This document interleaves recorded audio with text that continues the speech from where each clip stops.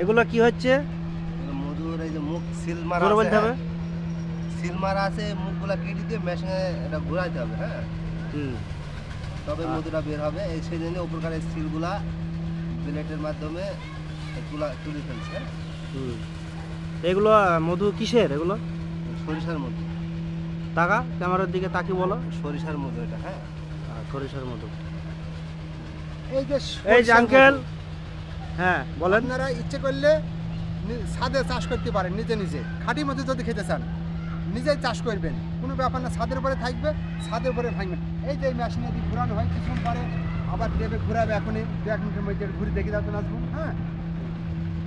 ওটা এটা একটু ঘুরে দেখানো যাবে? হ্যাঁ হ্যাঁ, দেখানো যাবে।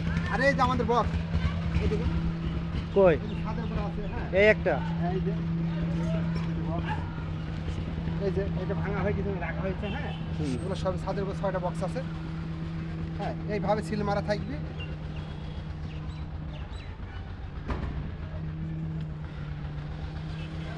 ঘোরাবো।